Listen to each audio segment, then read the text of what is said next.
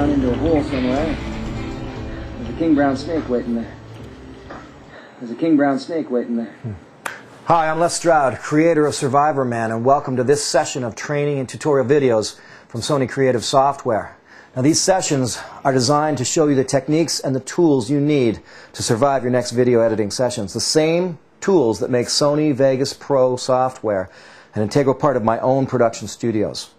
Now, these tutorials are meant to not only help you survive simple little acts like this that get you in the most trouble. Your next video edit, but also help you refine your craft.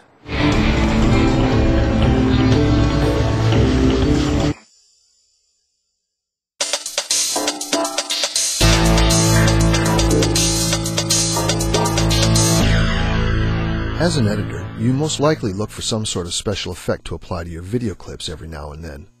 Of course, filters and video effects come immediately to mind, and the Vegas line of software offers a long list of these.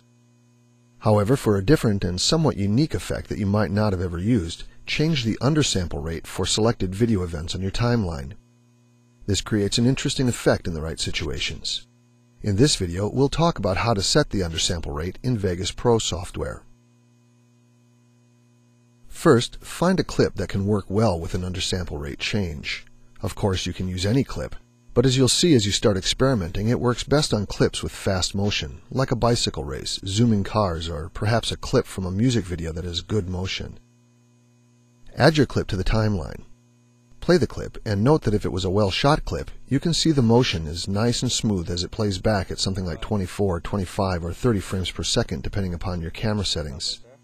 This, of course, assumes that your computer system can handle playing the clip back at full frame rate in the Vegas Pro preview window, and that your project frame rate matches the frame rate that you used on your camera. With the undersample rate setting, we can cause the clip to play back in a choppier manner, giving the motion a stuttering or strobe-like effect. To set the undersample rate, right-click the video event and choose Properties from the menu. The undersample rate field shows the current rate setting. By default, all events come in with a value of 1.0 as the undersample rate setting. That makes sense because by default all clips play at 1 times their normal frame rate. That is, they play at their normal frame rate. To the right of the rate setting, you see the frame rate at which the clip will play back. I'm using NTSC footage that was shot at 60i, and thus the frame rate comes in at 29.97. Use the undersample rate spinner control to lower the rate from its normal setting of 1.0. Notice that as you do, the frame rate indication drops too. What's going on here? Well, let's take an easy case to figure the math on. Drop the undersample rate setting to 0.5. You can use the spinner controls or type the value into the undersample rate field directly.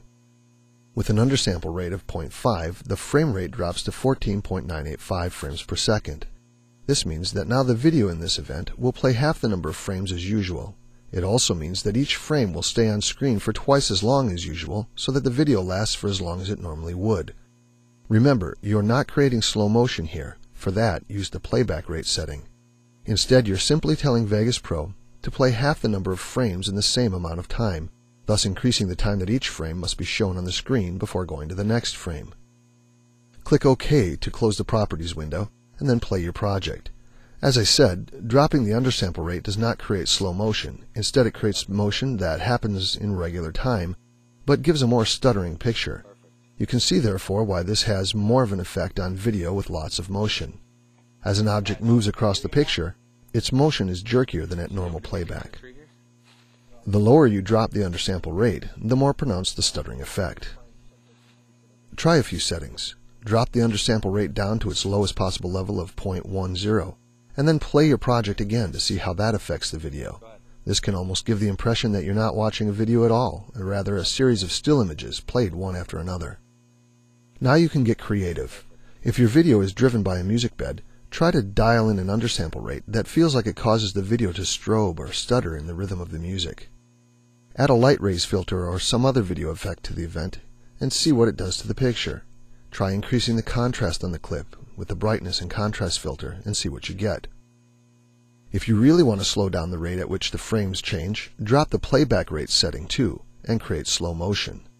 With both the playback rate and the undersample rate dropped to their lowest possible values, you really get the sense that you're watching a series of still images instead of video. And you can use the playback rate setting to really dial into the rhythm of the music in your video if you can't get there with just the undersample rate setting. The point is, just try some different things and see what you can make happen. Most of the time we border on obsession with getting the smoothest motion possible in our videos, and with good reason. But once in a while, when you need something just a bit different, reach for the undersample rate setting and add some jerk to that smooth video. You might be surprised by what you come up with and the effect that it has on your final video production.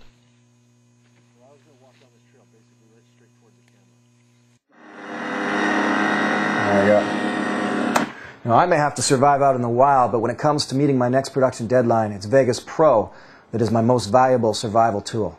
Thanks for watching. Check out more of this series for valuable techniques.